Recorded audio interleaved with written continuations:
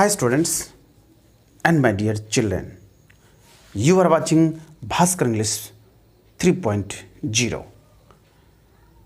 आप सभी बच्चों का, आप सभी छात्रों का इस चैनल पर हार्दिक स्वागत है। अगर आप पहली बार इस चैनल पर आए हैं, पहली बार आप ओपन किए हैं, तो आप सबसे पहले सब्सक्राइब ज़रूर करें, साथ ही बेल आइकन को भी ज़रूर दबाएं। और हाँ बच्चों, कमेंट करना बिल्कुल नहीं भूलें, क्योंकि आपके कमेंट से हम शिक्षक को प्रोत्साहन मिलता है और उसी प्रोत्साहन के सहारे हम आपके लिए अलग अलग वीडियोस प्रायः लाया करते हैं। बच्चों, आज मैं आपके लिए लाया हूँ वॉइस का बेसिक क्लास। वॉइस में बच्चों हम लोग आज पढ़ेंगे शुरुआती वाला जितने सारे चीज़ हैं। बच्चों, वॉइस में हम लोग सबसे पहले पढ़ेंगे बेसिक, उसका कॉन्सेप्ट क्या होता है, बेसिक उसकी जानकारी क्या होती है। सबसे पहले उसकी परिभाषा और उसके कुछ चंद एग्जाम्पल्स को हम लोग पढ़ेंगे और तब हम लोग उसके नियम को जानेंगे, एक्टिव से पैसिव बनाने के रूल्स को जानेंगे और फिर हम उस पर वाक्य बनाएंगे। आइए चलते हैं वॉइस के ऊपर। और सबसे पहले मैं बताना चाहूँगा कि वॉइस आखिर कहते किसे हैं और उसके हिसाब से हम वॉइस के वाक्यों को, सेंटेंस को किस प्रकार से बनाते हैं। आइए,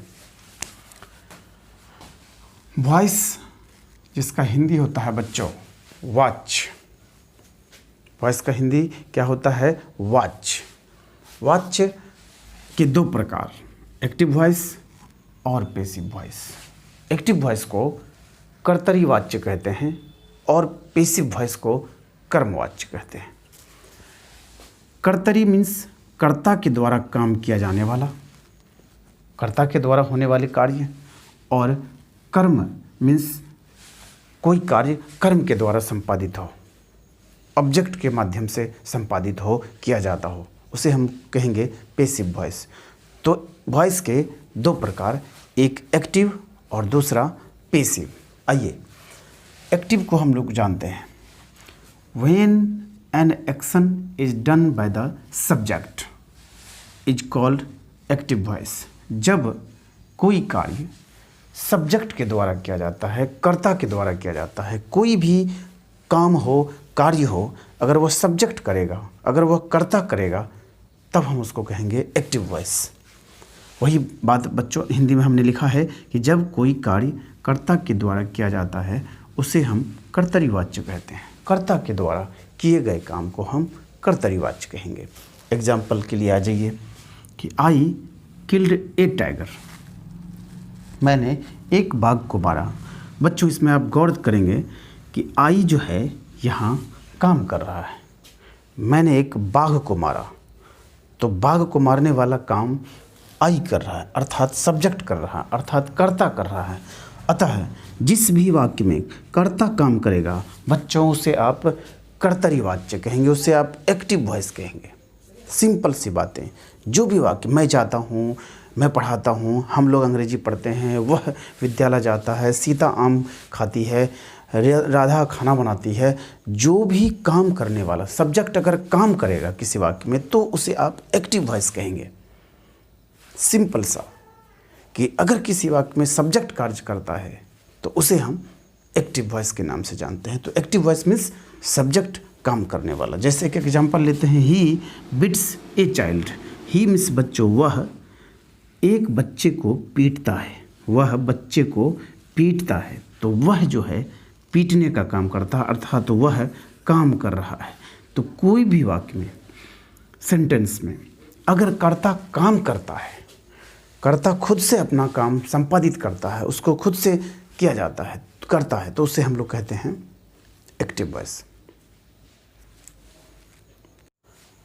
अब हम लोग पढ़ेंगे पैसिव वॉइस। पैसिव वॉइस किसे कहते हैं उसके विषय में हम लोग जानते हैं। आइए, पैसिव वॉइस पहले अंग्रेजी में हम लोग जानते हैं, when an action is not done by the subject. यदि कोई कार्य कर्ता के द्वारा नहीं किया जाता है, यदि कोई कार्य कर्ता के द्वारा नहीं किया जाता है, it is done at the subject, very subject, very means बच्चों यहाँ पर बहुत नहीं कहेंगे आप, वही, यह किया जाता है उसी सब्जेक्ट के ऊपर। यानी जब कोई कार्य एक्शन कर्ता के द्वारा नहीं किया जाता बल्कि कार्य उसी कर्ता पर घटित हो जाता है तब उसे हम लोग कहेंगे पैसिव वॉइस। एक बार फिर से जानेंगे कि when an action is not done by the subject, जब कोई कार्य कर्ता के द्वारा नहीं किया जाता है। फिर देखिए आगे, it is done at the very subject, बल्कि वह कार्य उसी कर्ता पर घटित हो जाता है, कर्ता नहीं करे, कर्ता पे ही हो जाए, कर्ता पे ही घटित हो जाए, तब हम लोग उसको कहेंगे पैसिव वॉइस। जैसे मैं शिक्षक हूँ, शिक्षक बच्चों को पीटता है तो मैं काम कर रहा हूँ, कर्ता मैं हूँ, बच्चों को पीटता हूँ, बच्चे ऑब्जेक्ट हो गए। अब देखिए, बच्चों को पीटा जाता है शिक्षक के द्वारा, बच्चा फिर काम नहीं कर रहा, उसी के ऊपर काम हो गया, पीटा जाता है। जब इस प्रकार के वाक्य हो आप समझ जाएंगे वह पैसिव वॉइस है। जैसे ए टाइगर वाज किल्ड बाय मी, यहाँ पर ए टाइगर बच्चों सब्जेक्ट हुआ, सब्जेक्ट किसे कहते हैं, कर्ता को। कर्ता हमेशा किसी वाक्य के शुरू में रहता है, कर्ता हमेशा किसी वाक्य के शुरू में बिगिनिंग में रहता है। तो ए टाइगर चाहे यहाँ रहे या I we you he she it, शुरू में जो भी रहता है वह कर्ता यानी सब्जेक्ट होता है। तो ए टाइगर इज किल्ड बाय मी, एक बाघ मेरे द्वारा मारा जाता है। बच्चों इसमें टाइगर को देख रहे हैं आप, यह टाइगर इसमें काम नहीं कर रहा है, यद्यपि यह करता है तथापि यह काम नहीं कर रहा है, मेरे द्वारा मारा जाता है। काम कौन कर रहा है, तो मेरे द्वारा, मैं यानी मतलब यहाँ मी ऑब्जेक्ट काम कर रहा है। तो जब भी काम ऑब्जेक्ट के द्वारा होगा, कर्ता काम नहीं करेगा, कर्ता एक्टिव नहीं होगा, कर्ता सक्रिय नहीं होगा, ऐसे वाक्य को आप कहेंगे पैसिव वॉइस। जैसे एक और एग्जाम्पल लेते हैं बच्चों, he is beaten by the teacher, उसे शिक्षक के द्वारा पीटा जाता है, उसे शिक्षक के द्वारा पीटा जाता है। तो पीटा जाता है तो पीटने का जो फल है वह उसी पर पड़ता है, किसके द्वारा, टीचर ऑब्जेक्ट के द्वारा पीटा जाता है। तो ये जो सब्जेक्ट ही है, शुरू में रहने वाला जो शब्द ही है, सब्जेक्ट है, इस पर काम हो जाता है, पीटने का काम इसी पर हो जाता है। जब कर्ता काम नहीं करे, कर्ता एक्टिव नहीं रहे, कर्ता हो करके अगर कर्ता काम नहीं करता है तो ऐसे वाक्य को बच्चों आप कहेंगे पैसिव वॉइस। ऊपर में एक्टिव वॉइस को हमने क्या पढ़ाया, जब कर्ता काम करे, राम जाता है, मैं अंग्रेजी पढ़ाता हूँ तो मैं काम करता हूँ, राम घर जाता है तो राम काम करता है। तो कर्ता काम करेगा तो एक्टिव वॉइस, और कर्ता काम नहीं करेगा, बाघ को मारा गया तो उसमें बाघ काम नहीं किया, उसी के ऊपर काम हो गया। छात्रों को पीटा गया, छात्रों को पीटा जाता है, तो छात्र काम नहीं कर रहा, छात्र के ऊपर ही काम हो जाता है। जब ऐसे वाक्य मिले आप निश्चित ही समझ जाएंगे वह पैसिव वॉइस है। मुझे उम्मीद है बच्चों आप एक्टिव और पैसिव के कॉन्सेप्ट को समझे होंगे। आइए बच्चों, अब हम लोग सीखते हैं एक्टिव से पैसिव कैसे बनाते हैं। एक्टिव वॉइस से जब हम पैसिव वॉइस बनाते हैं तो उसका क्या कॉन्सेप्ट है। तो बच्चों सबसे पहले आप जानिए कि टेंस के जितने सारे वाक्य हैं वो सारे के सारे एक्टिव वॉइस के वाक्य होते हैं, जिसमें कर्ता काम करता है। आप टेंस पढ़े हैं तो आपको पता चला होगा कि कर्ता हमेशा टेंस में काम आता है, सब्जेक्ट से शुरू होता है हमेशा कोई कार्य और सब्जेक्ट काम करता है। तो टेंस के सभी वाक्य आपको एक्टिव वॉइस में होते हैं। तो यदि आपको टेंस याद है तो आधा वॉइस आपका ख़त्म, एक्टिव वॉइस आपको याद है। उसी रूल पे, उसी आधार पे हम लोग पैसिव वॉइस बनाना सीखते हैं। आइए, प्रेजेंट इंडेफिनिट टेंस का एक्टिव तथा पैसिव हम लोग सबसे पहले रूल में सीखेंगे। तो एक्टिव वॉइस का रूल, आइए, प्रेजेंट इंडेफिनिट में वही चीज़ जो हम लोग टेंस में सीखे हैं, सब्जेक्ट प्लस V1 या V5। पहचानने का नियम आपको पता ही होगा, जिसके अंत में ता है, ती है, ते है, प्रेजेंट इंडेफिनिट टेंस कहलाता है। तो उसका रूल है कि सब्जेक्ट प्लस V1 या V5 प्लस सब्जेक्ट। तो एक्टिव वॉइस में वही रूल हो जाएगा जो हम टेंस में पढ़ते हैं। अब इससे हम लोग कैसे वॉइस बनाते हैं सो देखिए। पैसिव वॉइस में सबसे पहले ऑब्जेक्ट इधर आ जाएगा और ये जो सब्जेक्ट है वो उधर चले जाएगा। माना ऑब्जेक्ट सब्जेक्ट के स्थान पे आएगा और सब्जेक्ट ऑब्जेक्ट के स्थान पे जाएगा। सब्जेक्ट किसके स्थान पर? ऑब्जेक्ट के। ऑब्जेक्ट किसके स्थान पे? सब्जेक्ट के स्थान पे। फिर देखिए इसमें बच्चों V1 V5 है, तो हम पैसिव वॉइस में कभी भी V1 V5 का प्रयोग नहीं करेंगे। तो कौन सा वर्ब का प्रयोग करेंगे? पैसिव वॉइस में हमेशा वर्ब का तीसरा रूप प्रयोग होता है। कौन सा प्रयोग होता है? तीसरा फॉर्म। वर्ब का हमेशा तीसरा रूप प्रयोग होता है। तो हम लोग कभी भी V1 और V5 का यूज़ नहीं करेंगे। ये V1 है, तो पैसिव वॉइस जब भी आएगा बच्चों तो हमेशा याद रखेंगे कोई न कोई हेल्पिंग वर्ब आएगा, और हेल्पिंग वर्ब प्रेजेंट इंडेफिनिट में है तो आप लगाएंगे इज आर एम। उसके बाद V1 V5 के बदले वर्ब का तीसरा रूप, हमेशा पैसिव वॉइस में वर्ब का तीसरा रूप, और बाय अलग से और सब्जेक्ट लास्ट में। कहाँ लिखेंगे बच्चों? सब्जेक्ट लास्ट में। अब देखिए बच्चों, ये ऑब्जेक्ट जब यहाँ आता है तो यह काम करता है सब्जेक्ट का। क्यों? क्योंकि इसका स्थान बदला, सब्जेक्ट के स्थान पे आया, सब्जेक्ट का स्थान बदल के ऑब्जेक्ट के स्थान पे गया, तो ये भी काम करता है ऑब्जेक्ट का। ये याद करेंगे। ऑब्जेक्ट यहाँ आएगा तो सब्जेक्ट बन जाएगा, सब्जेक्ट वहाँ जाएगा ऑब्जेक्ट के स्थान पे तो ऑब्जेक्ट बन जाएगा। हमेशा याद रखिएगा। अब इसको कैसे समझेंगे? तो देखिए, यदि सब्जेक्ट के रूप में आई का प्रयोग रहे वाक्य में तो वह पैसिव वॉइस में मी हो जाएगा, यानी ऑब्जेक्टिव केस बन जाएगा। ये नॉमिनेटिव अर्थात सब्जेक्टिव केस और वो ऑब्जेक्टिव केस, केस के तीन भेद, सब नॉमिनेटिव, ऑब्जेक्टिव और पॉजेसिव। तो आपको तत्काल याद करना है कि सब्जेक्ट के रूप में जो यूज होता है नाउन प्रोनाउन, उसको सब्जेक्टिव केस, और ऑब्जेक्ट के रूप में जो यूज होता है उसको ऑब्जेक्टिव केस। सिंपल सा। तो सब्जेक्ट अगर आई होता है तो अगर वह पैसिव वॉइस में जाएगा तो मी हो जाएगा। अगर सब्जेक्ट वी होगा तो पैसिव वॉइस में अस हो जाता है। अगर सब्जेक्ट में यू रहता है तो पैसिव वॉइस में यू का यू होता है। अगर सब्जेक्ट के रूप में ही रहता है तो पैसिव वॉइस में हिम हो जाता है।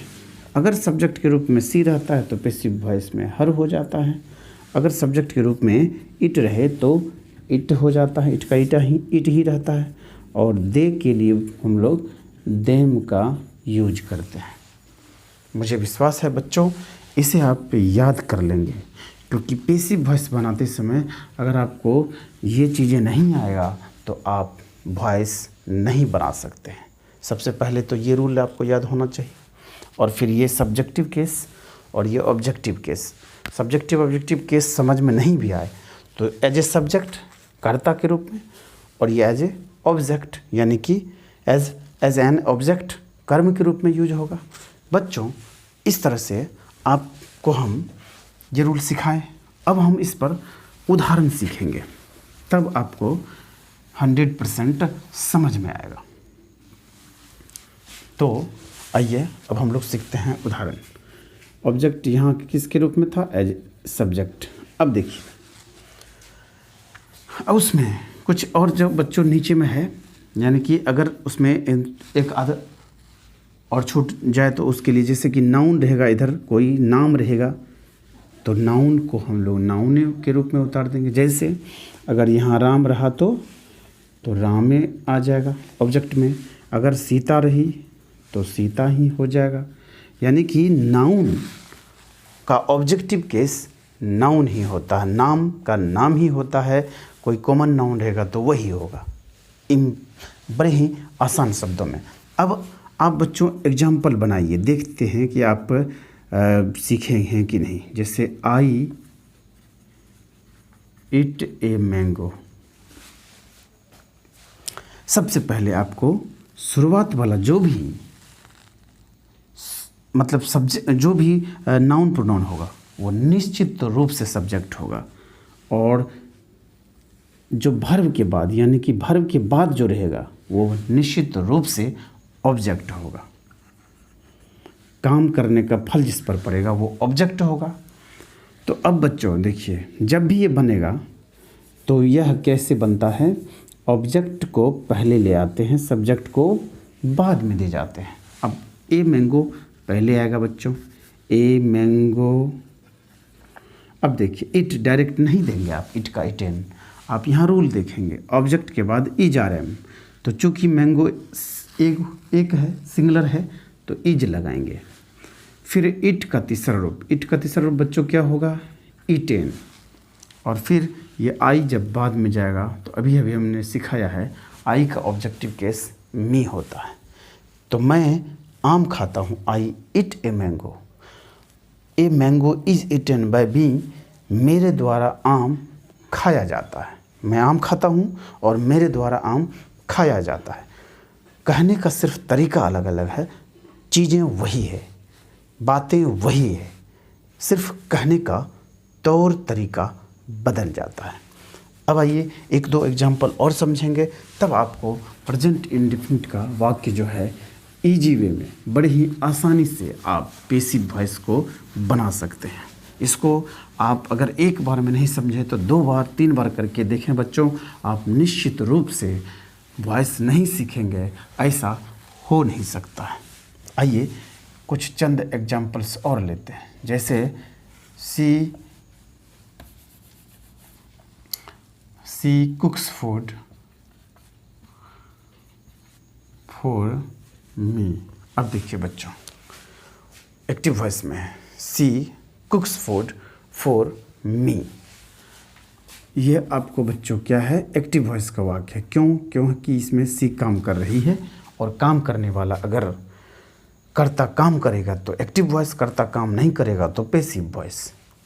तो ये सब्जेक्ट हुआ बच्चों।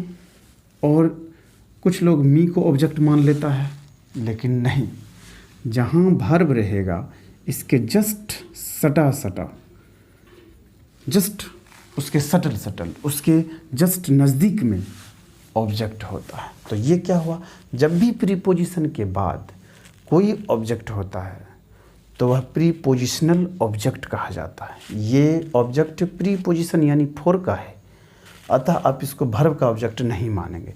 तो ये क्या हो गया, अदर वर्ड्स। अब बच्चों जब भी हम वॉइस बनाएंगे तो सबसे पहले ऑब्जेक्ट को इधर लाएंगे और सब्जेक्ट को उधर ले जाएंगे, बस बहुत ही आसान शब्दों में। फूड इधर आया, is are am, food is. Cook का तीसरा रूप बच्चों कुकड, बाय सी का इधर जाएगा तो हर। तो फूड इज कुक्ड बाय हर, बड़े ही आसान शब्दों में बच्चों सीखिए। फूड इज कुक्ड बाय हर, वह खाना बनाती है मेरे लिए, और खाना उसके द्वारा बनाई जाती है या उसके द्वारा बनाया जाता है। और ये अदर वर्ड्स आपको यहाँ पे उतार देना है बच्चों, फॉर मी, तब होगा, नहीं तो नहीं होगा। अब आइए जैसे एक्टिव वॉइस में फिर लेंगे, I do not like you, मैं आपको पसंद नहीं करता हूँ। अगर निगेटिव आया तो कुछ नहीं करना है, रूल वही है, यू इधर आएगा, आई उधर जाएगा। तो यू डू डज के बदले कभी भी पैसिव वॉइस में डू डज नहीं आता है बच्चों, इसके बदले हम लोग इज आर एम लेंगे, इज आर एम लेते हैं। तो यू आर, यू में आर। फिर नोट है लाइक का तीसरा रूप लाइक्ड बाय, आई का ऑब्जेक्टिव केस मी होता है बच्चों। इसमें आपको एक बात हमेशा याद रखना है कि पैसिव वॉइस में पी भी में है ना, डू डज के बदले इज आर एम लगता है, इसमें जो डूडज है वो टेंस का मटेरियल है बच्चों, टेंस में यूज होता है, बल्कि वॉइस में डूडज का यूज़ नहीं करेंगे। आप करेंगे वॉइस में इज आर एम का प्रयोग, डूडज के बदले इज आर एम का प्रयोग। आइए कुछ नेगेटिव तो बना सीख लिए हम, अब आप सीखेंगे यस नो क्वेश्चन बच्चों, कि कैसे यस नो क्वेश्चन को हम लोग सॉल्व करेंगे। तो देखिए एक्टिव वॉइस में रहेगा डू यू ईट फिश, क्या आप मछली खाते हैं। पैसिव वॉइस में देखिए डू यू ईट फिश, क्या मछली खाते हैं, इस टाइप का रहेगा। तो बच्चों याद रखिएगा, अगर शुरू में डू डज है तो हम लोग शुरू में इज आर एम देंगे, पैसिव वॉइस में डू डज नहीं देंगे। तो चूंकि इधर से फिश आ रहा है तो हम लोग इज देंगे, चूंकि वो ये सिंगुलर है, फिश, इज फिश। अब देखिए इज फिश, इट का तीसरा रूप बच्चों इटेन, और फिर यू चले जाएगा बाय, यू का ऑब्जेक्टिव केस यू ही होता है। इजी वे में, क्या तुम मछली खाते हो और क्या तुम्हारे द्वारा मछली खाया जाता है, बात एक ही है, कहने का तरीका अलग अलग है। तो जब भी डूडज शुरू में रहेगा तो हम लोग इज आर एम शुरू में देंगे, यानी ये यस नो क्वेश्चन हम लोग यस नो क्वेश्चन बना लेंगे इजी वे में। डब्ल्यू एच क्वेश्चन बच्चों इस साथ ही देख लीजिए, why do you not like her, why do you not like her. अब देखिए बच्चों वाई का डब्ल्यू एच वाई ही रहेगा शुरू में, डूडज के बदले इज आर एम, तो उधर से हर आ रहा, हर का जो सब्जेक्ट होता है वो सी होता है बच्चों, मैंने तभी सिखाया, हर इधर आएगा तो सी, सी उधर जाएगा तो हर। तो वाई इज सी, नॉट का नॉट ही लेंगे बच्चों, लाइक का तीसरा लाइक लेंगे, और बाय ये यू इधर जाएगा तो यू ही होता है, साइन ऑफ इंट्रोगेशन। तो why is C not liked by you.